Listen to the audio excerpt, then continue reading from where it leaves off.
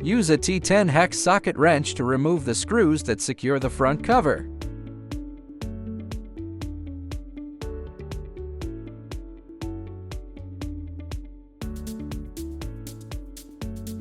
Use a pry tool to remove the front cover.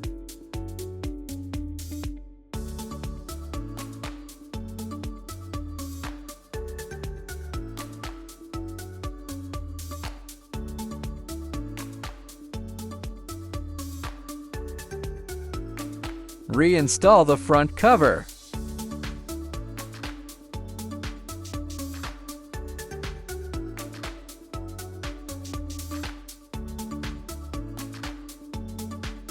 Check if the front cover is properly installed.